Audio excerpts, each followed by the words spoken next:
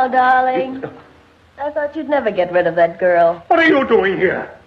Waiting for you. What, the hospital? I didn't like it there. How did you get here? You wouldn't believe me if I told you.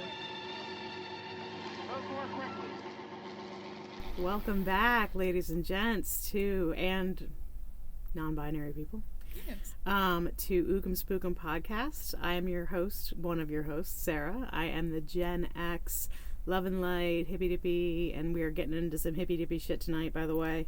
Gen X representative, and I'm with... Tara, your Gen Z representative of hatred and darkness, all things that scuttle through the night. We're going to be focused on some of that doom tonight, too, as well. So, is everybody in? Is everybody in? Is everybody in? The ceremony is about to begin. So, who was your first celebrity crush? I'm going to air my dirty laundry out on Do the it. fucking internet. Do it. Okay. Do it. And it's weird because he also has a podcast now. So I was something of a very late bloomer, as I knew I was asexual at a very early age. Like, I knew there was something that was not right with me that other girls seemed to not have an issue with. Mm-hmm. Like, I asked my dad for a hysterectomy when I was 8 so that I could never ever have kids. And by the time I was 12, I had a name for it, and I would tell people, and they were just like, oh, our family's full of late bloomers, like, that's very normal, whatever. I did not honestly find anybody attractive. Like, I would make myself a lot. I would try to have crushes, because I thought I was supposed to, especially in elementary school. I would just pick some dude that was nice and just be like, yeah, sure, that one. When I was 14... I watched Star Trek for the first time. God, I would have beaten you up in high school. Yeah, I fucking know, bitch. Oh my god. It is so weird because I can picture exactly who you would have, been to me if I was in high school, and you would have been one of the bitches that I would have ignored as much as humanly possible. You wouldn't have even seen me because I wasn't there. That's true. You would have been in the woods behind McLean where they do heroin. Okay, to be fair, I was not a heroin type junkie. That's right. Were you in the woods? I mean, yeah, there were some woods in my life. Oh my god, you were one of the original woods kids. I mean, I was sometimes in the woods, but I had a car, so I went to DC all the time. Basically, wow. I just... Y'all just fucked off, alright. Oh, yeah. I mean, most any of us would do was go to Santini's. Yeah, no, we didn't have Santini's back then, but we spread our wings far. We did a lot of shit, so because it was really, really, really easy to skip when I was in high school. Yeah, that's fair. It was really hard when I was in school. You got to be real sneaky with that shit. Yeah, I ruined it for you. So tell me a little bit about your crush in Star Trek. So the original series I watched with my father when I was very young. I watched Star Trek The Next Generation for the first time when I was 14 at my mom's suggestion. And for any of you that are big Trek nerds, you know that the first episode, which is a pilot movie, and the first season are shot in much better camera quality than basically the rest of the show. So when I was a kid, I thought Star Trek was a new show. Like, this Next Generation was a brand new show. I thought it had been released in the year of our Lord 2015, I believe. And I saw come down from the trees in the first episode Data, who is an android who does not possess emotions but desperately wants to be human and approximate them however much he can. And I just remember as a child just being transfixed. Freud would have loved you. God, I hate you. He was just beautiful. I couldn't explain it. And I don't super enjoy talking about the people that I find attractive, because when you're asexual, you don't get the shorthand of, he was super hot, I would have plowed him into next week, I would have sucked the fucking chrome off a door handle the way I did, whatever the hell. Do you think that's how I talk? No, that's just kind of what it feels like to hear straight people talk. Whether it's an interesting preoccupation with the physical, because it's easy, like you can see it, you can understand it, but it's also weirdly impersonal. It feels so much more weird to tell people I loved how kind his face was. I loved how intelligent he was. I loved how gentle he was always portrayed, even though you knew this man could fucking kill every single person on this ship if he just wanted to and wouldn't even feel bad about it. And yet this literal fucking robot, which I hate AI now, so it's very weird to go back on any of this. This fucking robot had more kindness and more humanity than any of the people that I had ever met in my life. And he was a fucking TV character. Well, it's easier to script somebody that's a good person than it is to be a good person. So. It is, but it's also, I can say all of those things and people will just kind of have like this awkward, like, oh, that's nice. But then if you just go, yeah, he was fucking hot, I'd smash. Everyone's like, yeah, dude. Yeah. Nobody fights you on that. We are talking about hot people to smash tonight because we were talking about Jim Morrison, who's one of the OG hot guys to smash. Now, okay, so my first celebrity crush was Billy Idol. Wow. And I was born fucking punk rock. And I really think that I had like this weird streak in me where I was really attracted to blondes, like just Luke Skywalker, Great American Hero, Madonna, didn't matter. Blonde hair, I was all about it. That's fair. I'm a big black hair fan. Yeah. Jim Morrison was not a blonde, but he was my imaginary boyfriend in 7th grade, which is the perfect age for your first parasocial relationship. So it was his cheekbones, drunken drawl, and leather pants that started my interest in the 60s and drug culture. I was not the first or last to fall prey to his ghost charms, but I'm different at 48 than I was at 12. And rereading his biography, No One Here Gets Out Alive by Jerry Hopkins and Danny Sugarman, I have some different takeaways, okay? So, a little bit about me. I'm a Gemini sun, and as such can hold two separate opinions at the same time. Jim Morrison was important, but not as important as he thought. He was a poet and an ass, a mystic and a drunk, earnest and pretentious, my kind of guy. But even decades after his demise, he still casts such a long shadow. And even as I found some of his biography a little tedious and a little too heavy on hero worship, I also felt a bit fascinated by the psychology of it all. Shamanism, death, and Oedipus Rex. Combined with Dionysus and Ginsberg and Elvis, I felt that a deep dive was not unwarranted. Why are we preoccupied with doom in the West? Why is darkness attractive? Is it better to burn out or fake your own death than to fade away? And why is it that, as Morrison himself sings, the men don't know, but the little girls understand? So, I want to talk a little bit about doom in the West. America is a fascinating place. It's interesting. It's like, what was that Ginsberg that said, America, you are the baby eating flies in the corner, that kind of thing? Oh my God, yeah. Yeah. So, I have this love-hate affair with this country, but one thing that is fascinating to me is this kind of darkness that the Doors and Jim Morrison embodied. The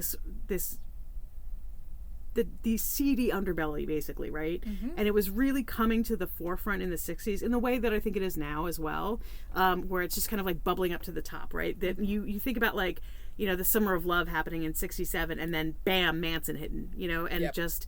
you're thinking about, like, political assassinations, you're thinking about civil unrest, and you had so many bands telling you, like, wear some flowers in your hair when you go to San Francisco, and then you have the Doors, right? Yeah. When the music's over, turn out the lights. Totally different animal, right? Yeah. So I first read this biography when I was 12 in 7th grade. My best friend and I, my best guy friend, we were obsessed with the Doors, and we used to take pictures of him looking like Jim Morrison. And I'm not going to say his name because he would kill me. But it was a huge thing in my life. And I was reading this book, and it's like I reread it just this week, and I was like, holy shit, like, there is so much pretension in this book. But at the same time, like, there's some really, really good shit too. And I love the dark, I love the occult, and that was, I think, what really, really spoke to me more than anything else, more than the sexuality, more than that, the teeny bopper kind of love that a lot of little girls had for him. I was really attracted to this dark death rock, right? Yeah, man. Yeah, and I've seen interviews with other musicians that are like, they were fucking scary. I Like, wouldn't their be music surprised, is man. scary. So, James Douglas Morrison was born December 8th, 1943, making him a Sagittarius. So, very magnetic and adventurous. I love me a Sagittarius. Big old fan. He was a Navy brat, and he moved around a lot. He lived everywhere from Albuquerque to Alexandria, Virginia, which is close to us. I did not know that. What the fuck? Yeah, he went to high school around here. Oh my god. And actually, it's funny because my high school boyfriend's dad went to high school with him, and my high school boyfriend's dad was such a fucking square that he didn't even know Jim Morrison was in a band. He was just like, how do you know about him? And we're like, dude, it's the What Doors. do you mean? I know. You've never heard 5 to 1? Exactly, which is one of my favorites. That is a good fucking song. Yeah, dude. Your ballroom days are over, baby. All right. So, it was in New Mexico that Jim had a formative experience when he was 4 years old. His family drove past a highway accident involving dying Pueblo Indians. He wanted to help and was inconsolable, so his parents told him it was all a dream. Jim would later say that the souls of the Indians entered his body as they departed the earth. The mysticism and pretension began. That is okay. Talking to your kids about death is uniquely hard.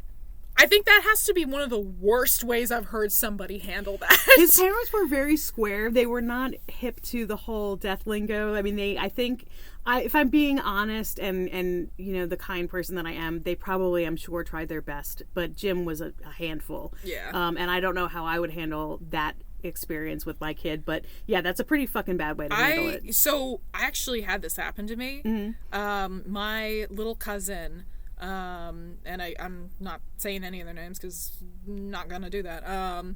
But I was strapping him into the car while his mom was getting the other one.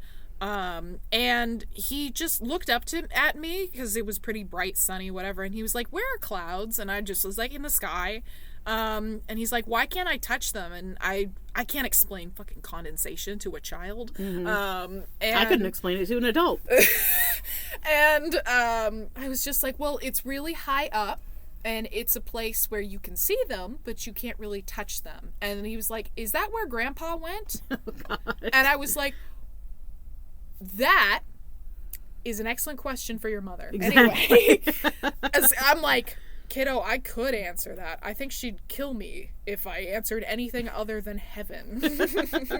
So, Jim had this fascination with shamanic culture, right? And the thing with shamanic culture, there are shamans in every culture, okay? Right. Throughout the world. The word shaman is actually not even Native American, it's Czech, okay? So a lot of times when people talk about cultural appropriation, they're kind of reading the room wrong, basically. Yeah. I took classes with the Foundation for Shamanic Studies, which is a nonprofit. They were fantastic, and it was multicultural shamanism. It was not saying, you know, I am a 6th Cherokee and therefore I get to do this. It had nothing to do with that. It was more about learning the process of journey work and learning about psychopomp and stuff. Jim was a little, I mean, it was the 60s, right? So, yeah, but he also had that experience, like, with Native people. I don't know how he knew they were Pueblo. I think that later it came out that this was, okay. I don't think he as a 4-year-old knew that they were Pueblo, but I think that they were. It came out like this was the event that they were actually talking about. Okay. So I do find it worthwhile to discuss the shamanic nature of Jim Morrison and the Doors. They were very much into death and dying, and that is a big part of shamanic work. Is no one here gets out alive. No one here gets out alive, and it is fascinating stuff. So, you know, if you're interested, definitely look into, you know, shamanic journeying is fantastic. It's a very life-affirming, reassuring way of dealing with things. But as a child, Jim was brilliant and aggravating in equal measure. He was a jester whose pranks sometimes skewed toward the cruel, like when he steered a toboggan carrying his younger sisters into a cabin, not letting them bail out.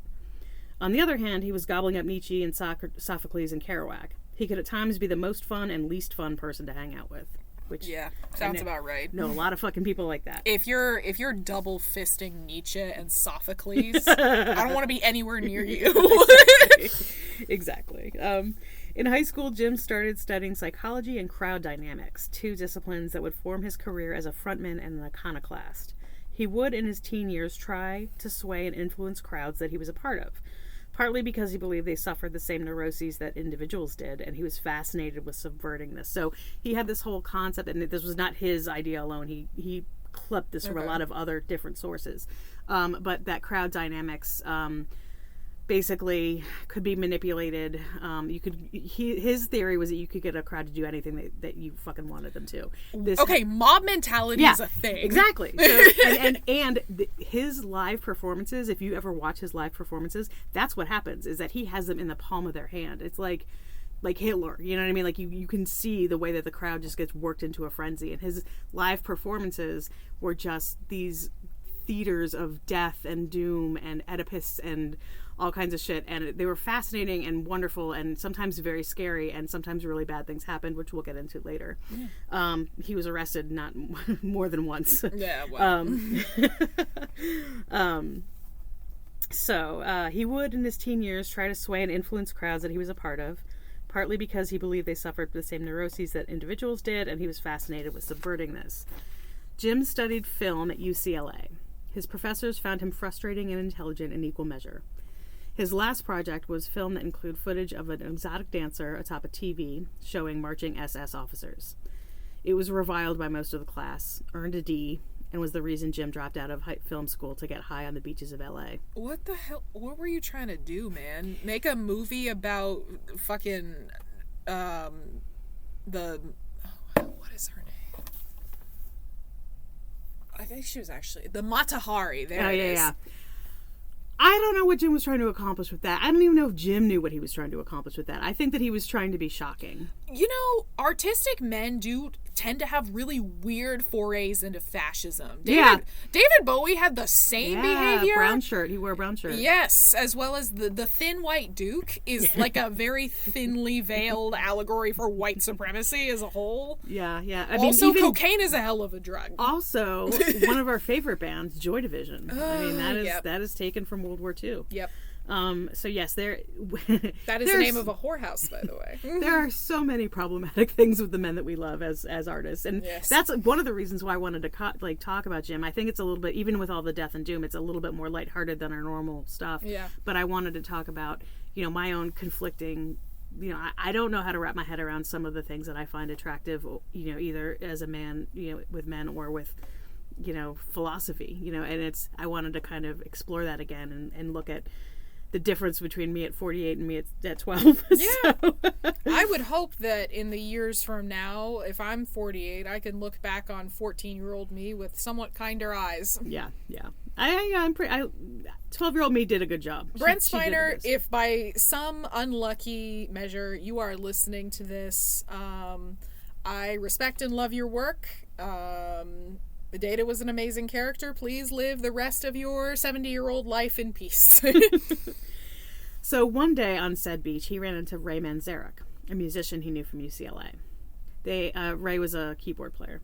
They immediately formed the band that would eventually be The Doors, named after the William Blake line, "If the doors of perception were cleansed, everything would appear to man as it is, infinite."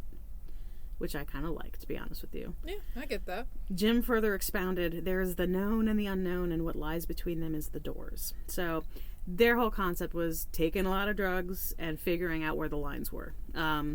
Pressing against those lines, being provocative. And the 60s were kind of like that ideal time to do it. Yeah, sounds like he was a world hopper. World hopper? So there are some people, there's a lot of words for this. There's a bunch of kids that turned it into a weird way to go into fictional universes and fuck their favorite characters. But I think the other term for it is called reality shifting. Basically, where people will astral project and hop between as many worlds as they can. And that is the shaman right there. I mean, that's what shamans do, is that they move between the upper world, the lower world, the different realities that are ordinary and non-ordinary reality. Mm-hmm. So yes, he would definitely have been very honored that you thought of him that way. Yes. So Jim Ray, drummer John Densmore, who did not really get along very well with Jim, they were just. He sounds, I don't know what you could possibly come to that conclusion where he seems like a lovely, completely conflict-averse man. Exactly. No problems. And guitarist Robbie Krieger became a staple on the LA Strip. Jim was at first so shy that he turned away from the audience, okay, when he sang. Like, he would sing with his back to the audience. And then something happened, and he went way in the other direction, where he was very, very, very at home on stage. It was his, his ability to project into the audience. So the Doors became the house band at the sleazy London Fog, getting fired for being generally intolerable. And then they moved over to the Whiskey A Go-Go, which was a huge step up. You've probably heard of the Whiskey. Yes, I have. Exactly. You talk about it. So it was then that they added an Oedipal manifesto to their set list, the seemingly endless song The End, which involved a nod to Greek tragedy and Freud, with Morrison wailing, "Father, yes, son, I want to kill you.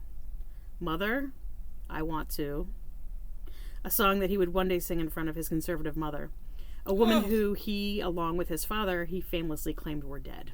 So he basically told the world through journalists that his parents were dead, because he wanted severance from them. He hated them that much. Wow. And I mean, I get it. I do. But wow. Yeah. So the Doors enjoyed a meteoric and hallucinogenic fueled late 60s.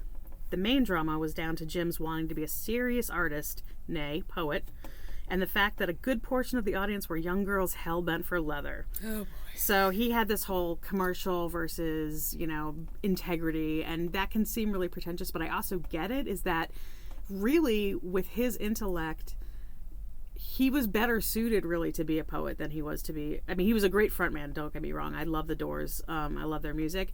But...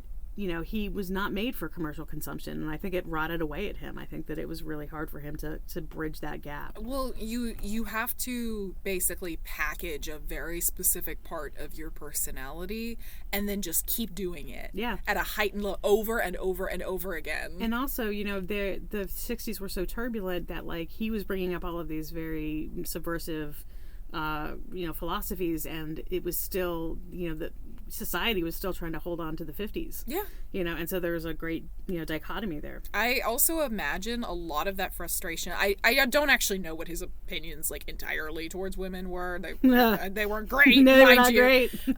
But that's probably reinforced by the fact that, like, respect comes from men.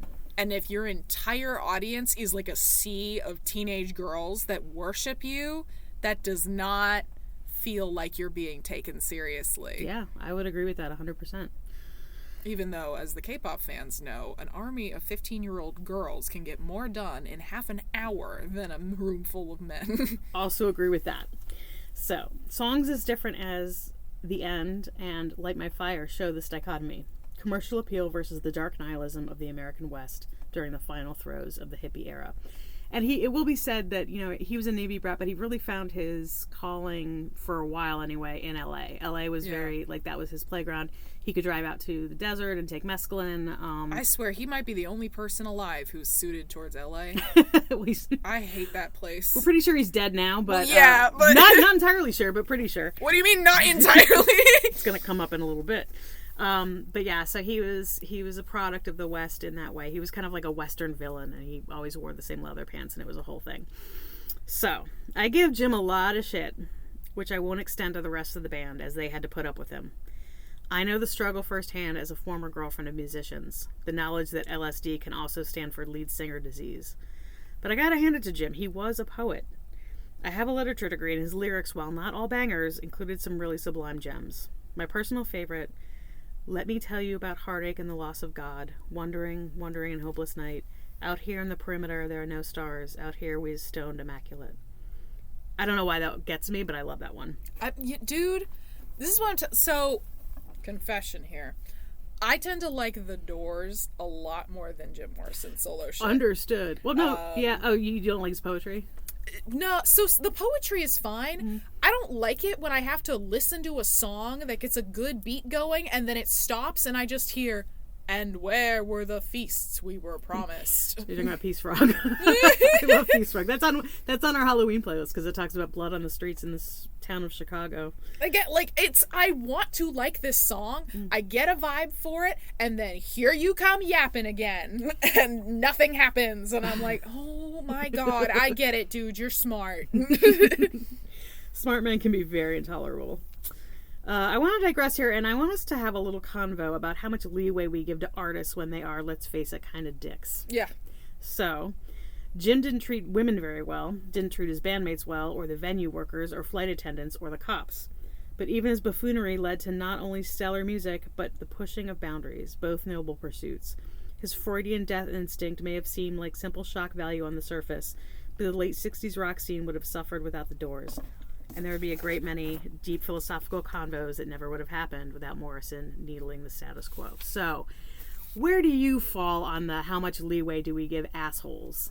I know you like Bowie and he's problematic. I do, and I mean, I love Bowie.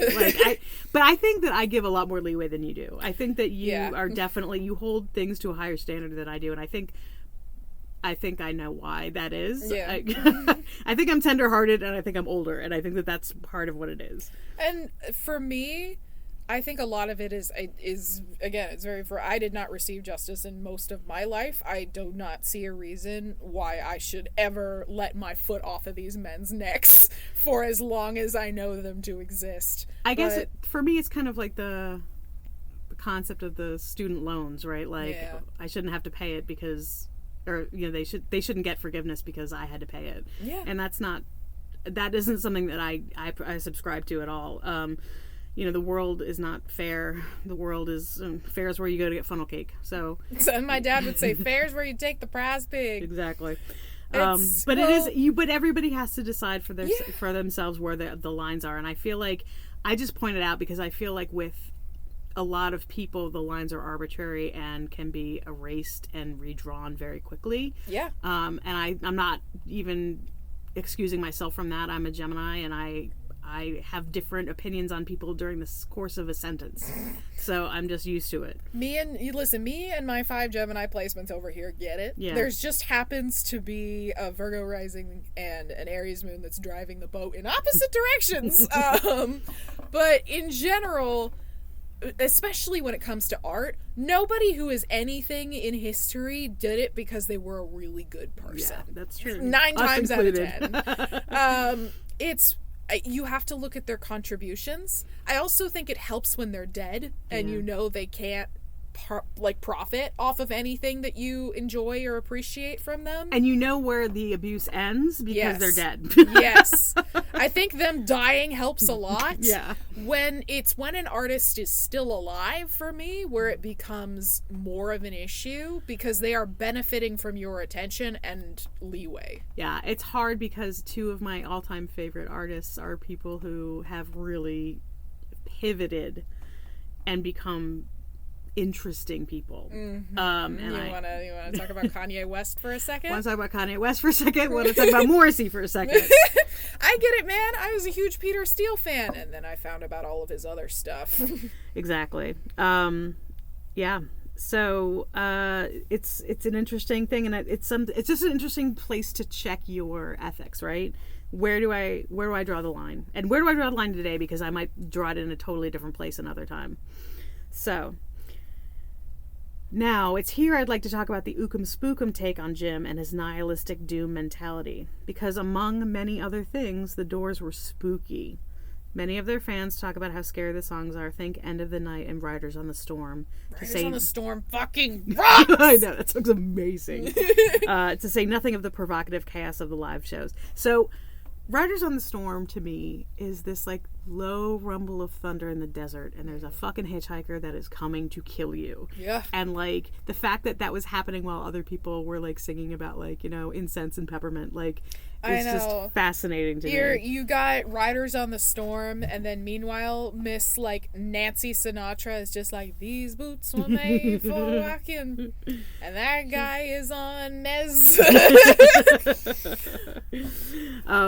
So, yeah, there was definitely this, like, otherworldly preoccupation. And I will say, too, Jim had visions of his own death, okay? And part of that might be because he's a little bit self-important. Yeah, lots of people get croak dreams. But he had them, and the people in his life had them as well. And so he was a believer in omens. He kind of fancied himself kind of like a modern day Edgar Allan Poe. So Brother's a witch. Like, Brother is a witch. That's gonna come up in a little bit. But yeah, he was definitely on the fringes of the occult like we are, and that's why he's my homeboy. You know, even when he drives me crazy, he's my fucking homeboy. And he was into some really spooky shit. And a lot of that came through during the live shows and his performances there. It was these live shows, one of which involved a fan giving Jim the gift of a live lamb. Okay. I'd fuck her, but she's too young, Jim quipped.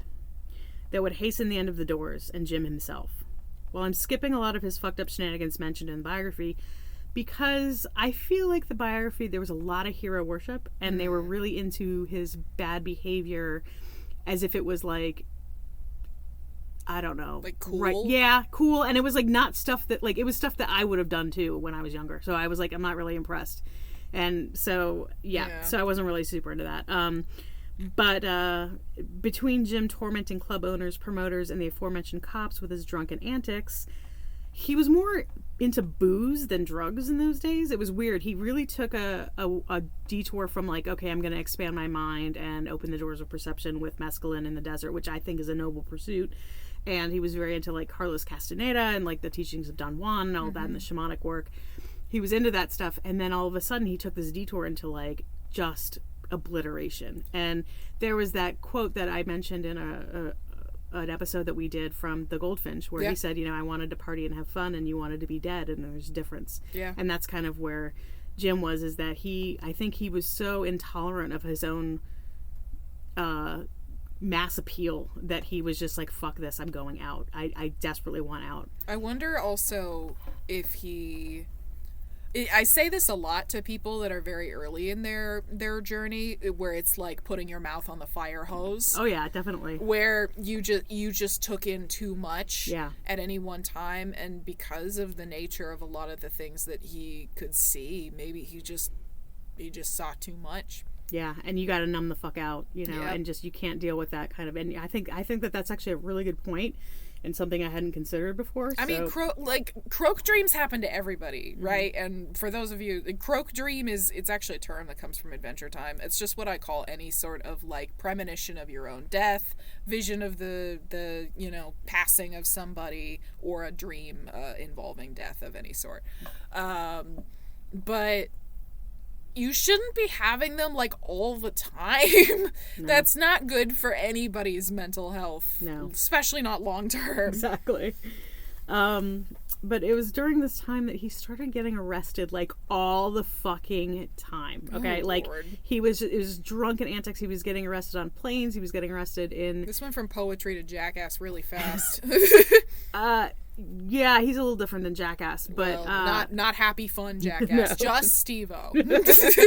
Just nihilistic Steve-O, back when he was still using. Mm-hmm. But yeah, he would get arrested at a concert for lewd and lascivious behavior because he was simulating copulation on his guitarist. He was supposedly exposed himself, which he didn't actually do, but there was a lot of people that fucking testified that he did. I saw that man's cock. Why not? And he literally was like, there's this really, really sad part of the biography where they were talking about, you know, he was coming to terms with the fact that basically what ended up happening was that he was facing 13 years in prison. Oh, okay. My God. Yeah. And so he was talking to his friends, and so his whole thing was he wanted this theater of exposing himself at this concert, which he wasn't really going to do. And even though he didn't usually wear underwear because he said he liked to show his meat, but he was wearing he was wearing boxer shorts, and he was going to just do that and kind of have it be a joke. And Ray stopped him, and there's this sad part in the book where he's like, why did you stop me? I knew what I was doing. You know what I mean? Like he just was like, I could have handled this, and it went so south, and now I'm facing fucking 13 years in jail. Because he was also, one of the other things was they called him interfering with a flight, which is basically him being drunk on an airplane. Yeah. If you're like belligerent as hell, they'll kick you off. Yeah. And so and the FBI was looking into him, which does not help the conspiracy theories later down the road. But they were looking at everyone. I mean, my dad had a file on him from J. Edgar Hoover at the time because he was doing some anti-war stuff. I mean, I'm sure, like, the NSA probably has little mini files on all of us now. I have enough pretty concerning Google searches. I'm definitely on somebody's list. Yeah, I don't think this podcast is going to help with that at all. But yeah, he was frequently arrested for public drunkenness, obscenity, lewd and lascivious, and interfering with a flight. And, like I said, facing 13 years in jail, as well as close to 20 paternity suits. 20. Okay? 20 paternity suits? Yeah. It seems like a lot of the little girls understood. Okay? And what did they understand? The darkness. It's often made the battle cry of the incels that women only like the bad boys, and Jim was a bad boy. I have to say that sex and danger are romantically entwined, and death is the ultimate danger, and Jim was death. The two women Morrissey... Oh, shit, that's a fucking Freudian slip. Uh-oh. Not true. The two women Morrison was linked to was his common-law wife, Pamela Corson, and Patricia Keneally, a journalist and Jim's actual wife. They were married in a Wiccan ceremony that his biography mistakenly calls ancient. Okay? That's where one of the problems that I had with this book, and I want you to go into that a little bit, is that Wiccan is not ancient. No, not by any capacity. No. Wicca is technically a religion that was not recognized, I think, until like the 60s or 70s. Yeah. It was properly codified by Gerald Gardner, who was a witch in England in the 40s. Yeah. So while they were adopting certain things that were very ancient, I mean, they were taking like Celtic and Norse things. And yeah, that sort most of of Wicca is built on British paganism, Irish like lore, and especially Celtic magic systems. Yeah, and I bristled though when I read that. I was like, now this whole book is getting thrown into an orbit for me. I would have arguments with my fucking therapist of trying to tell her no, Wicca and witchcraft are not the same thing. Exactly. Like, to get y'all to understand it, Wicca is basically like the Catholicism, Mormonism of witchcraft. It is a very specific, hierarchical religion that you join, and it is very different from just practicing witchcraft on your own. Anyone of any practice and faith can do that. Exactly. So there were some Celtic elements that were in fact old, and the 1991 biopic directed by Oliver Stone claimed that Jim and Patricia drank each other's blood, though this was probably accomplished with other lucky ladies as well. Brother probably just had a fucking hand fasting, and the local news outlets were like, Satan! Satan, he's here! I think they did mention that it was a hand fasting. I knew it! But he did think that there was like all this power and energy in the circle, and then there can be. So, yeah, sure. We're open-minded. The specter of death was ever present in the late 60s, and it was funny, earlier tonight, we were talking about doing the Proust questionnaire on our website, and it's like, what word you overuse, and apparently specter is the word that I'm overusing because it's in like half of my fucking research. But I just say piss, shit, and damn too much. The specter of death was ever present in the late 60s. Between Manson and the deaths of Jimi Hendrix and Janis Joplin, and fun fact about Janis Joplin, she was another woman that he didn't treat very well. They had a big argument. They were hanging out. They were drinking each other under the table. Shit got out of hand, and she ended up attacking him with a bottle of Southern Comfort. Good for you. Exactly. Damn. I love Janis too. Fucking doing the Lord's Holy work. Shit. But once Jimmy and Janis were gone, Jim told people they were, quote, drinking with number 3. He said, have you ever seen an omen? He knew he didn't have much longer, and his friends knew the same. Ray Manzarek talks of a concert in New Orleans towards the end of their career where he physically saw Morrison's soul leave his body. Jim talked incessantly of escaping to Paris with Pamela to live out his days as a poet away from the spotlight that had dogged him since college. One day in March he made good on this promise. Jim Morrison was an expatriate with several published volumes of poetry, but whatever ghoul he promised his soul to years before would not be denied. I will say that I read his poetry when I was in junior highs. I bought the books as soon as I finished reading the biography, and I really like it. I mean, I know that people give him shit, but I really like his poetry a lot. I should read more of it. I went through my poetry phase when I was in high school, too. A lot of, like, the early romantics, Gothic literature, of course, and Russian love poems specifically. I think when you come from such a brutal culture and in a place that is very difficult to survive in, love takes a very different meaning for you. I don't know. Just read that shit. No, it's good. It's so funny because, like, this is, again, you and I differing, because you're like, okay, my favorite love poetry is Russian, which is, like, just dark. Yeah. And my favorite love poem is Pablo Neruda, which is like that. Pablo Neruda's poem is so good! I know. It's so good! I know.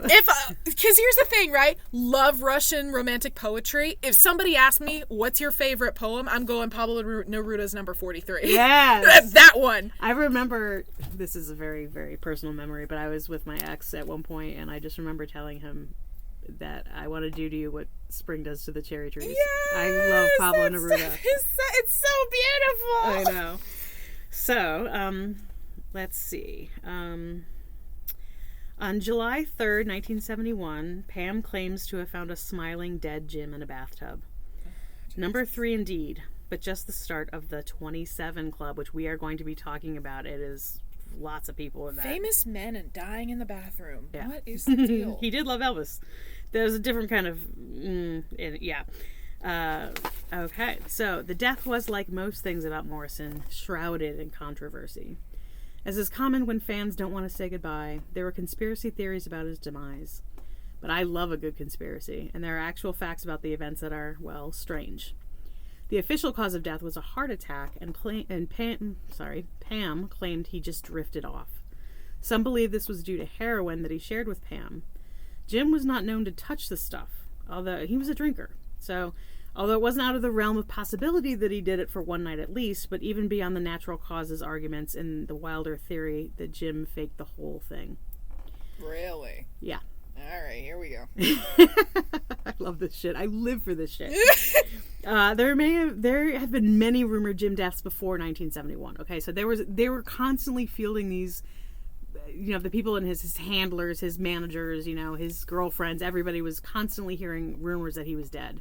Well, and because he's clearly trying to die. Yes, and he mentioned that too. Is that the difference between, I cannot remember the exact words, and I'm going to go crazy, but something along the lines of alcoholism and suicide is like the difference between slow capitulation and basically pulling the trigger. Yeah. And so definitely but they were these wild rumors that he was dying all the time. He was clearly on his way out, and then you had he would make jokes about faking his own death. Like it came up several times. Yeah. So he mentioned calling. He said, I wouldn't be surprised if one day I ended up wearing a suit and tie in a totally different life. Like basically just starting over. I know we haven't gone through all of the theories quite yet. My initial thing, it's the fucking hose. It's the hose on the mouth. There was just too much. Yeah. And he just loved that shit, but he knew it was killing him. Yeah. I mean, I see him wanting to die. I see him putting his liver through hell. Yeah. And I see that he also, yes, could have faked his own death to start over again. I think that I'm open to everything. I'm very, very open-minded when it comes to this weird shit. And so I don't put anything past him, really. But something interesting is that when Ray Manzarek first heard from the Doors manager, Bill Siddons, that Jim might have expired, he asked Bill to make sure. Of what? Bill said. Just make sure, Ray said. Even his bandmates didn't put it past him to escape the hangman's noose. It didn't help that he hated his fame, was staring down 13 years, and had 20 ex-girlfriends with possible baby Jims. It's not the weirdest thing to imagine that Jim would want to do what he had joked about throughout his life and fabricate a death story. And even if it was the weirdest thing, well, Jim was weird. Also, suspect was the chain of command in the death proceedings. Bill Siddons never saw the body.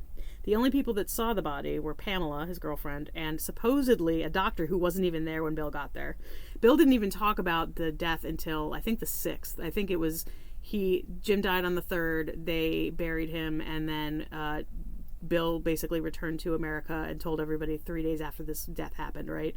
So people didn't... They buried him the same day? I don't think they buried him the same day, but it was within that time frame, basically, between the 3rd and the 6th. Because that's fast. Yeah. And interesting, I'll tell you about the cemetery that he's in a minute. But basically,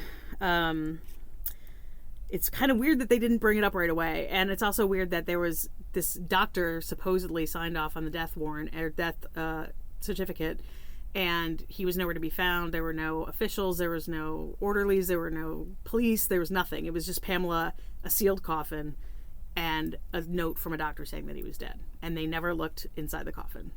So yeah, that's some weird shit. Okay, that's... Yeah, that's why sus. Exactly. And it's never been opened? Or I guess he has family that's still alive. So there was no autopsy performed.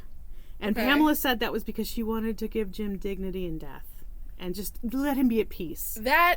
Right? That is the right of a family. Mm-hmm. However, In this situation, autopsy would have been that helpful. feels very convenient. Exactly, especially when he is trying to escape the country and Yeah. his legacy. His clearly awful life choices that Exactly. he's made. Exactly. So there was no autopsy, just Pam's account of Mr. Mojo Rising, which is an anagram that Jim liked to use. And do you know what Mojo Rising means? No. Getting hard. Oh. Get your mojo rising. Oh. That's an old blues Ew. concept, yep. So, just Pam's account of him passing away peacefully in a tub. Even some of the people who believed he died... Who the fuck passes away peacefully in a bathtub?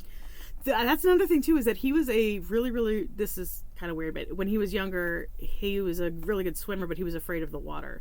And I think that a lot of people they read into that as like a death omen, basically, is like he was eventually going to die in water.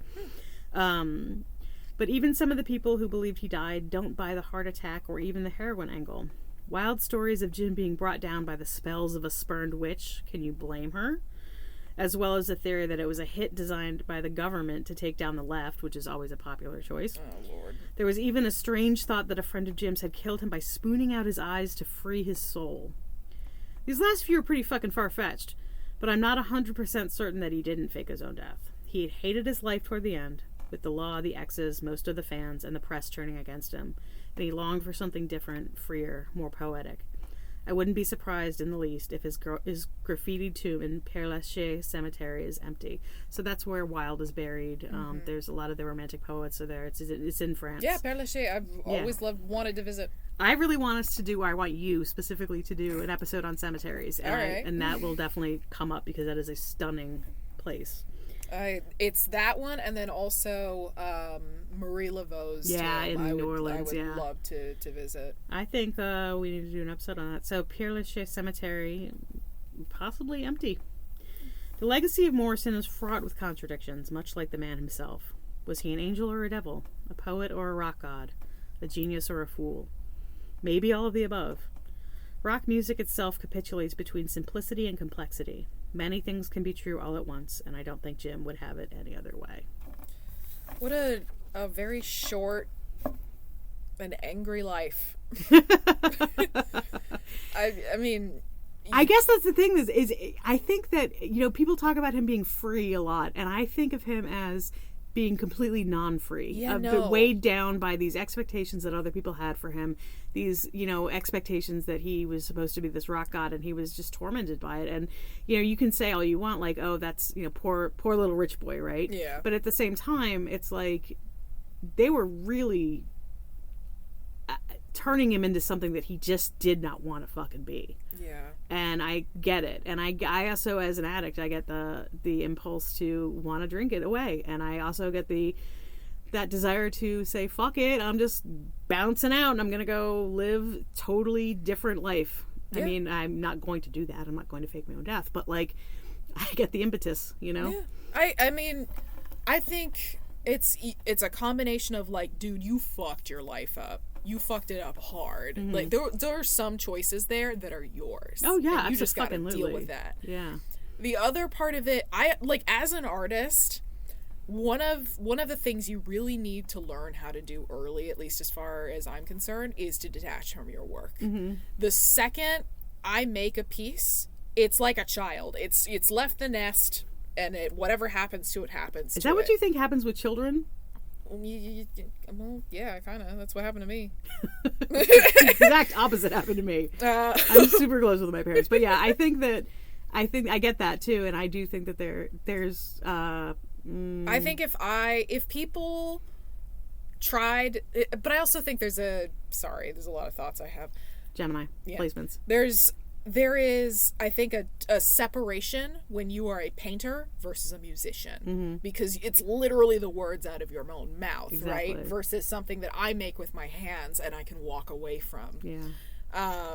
But I really wonder how people are going to piece apart who I am by works like this and by my paintings and whoever and whatever else I leave behind. I don't know that I would super want to be anybody's rock god. Like, if people just started worshiping me because of my work, it doesn't feel like you're not appreciating what I've given you. You're just blindly worshiping me. Yeah, and that was a lot of this, is that Jim wanted he was very egalitarian when it came to the doors. Like they didn't have a thing where it was like the majority rules. It was every single person had to agree to something or they were not doing it. Yeah. And he was very concerned with, I want all of the photographs to show all of us. Like, I don't want this just to be the Jim Morrison show, which I really appreciate about him. Confuses me on some of his other stuff, but yeah. But you know, there's also just he was being looked at as not just a rock god, but also as kind of like a savior of the left wing hippie movement. Yeah. And he said that he didn't know what to say. Well, because that's, I think, why the Freddie Mercury didn't tell people he had fucking AIDS, because he did not want to be the poster child of it. Yeah. Yeah, and I think that Jim just felt, you know, if I'm giving him a lot of grace and leeway, I think that it was probably like, what the fuck do you expect from me? Like, do you really want me to take on that role? I'm a guy who writes music. Yeah. I don't know what to tell you. Exactly. It's the same reason I think that, like, are you much of an Alien person?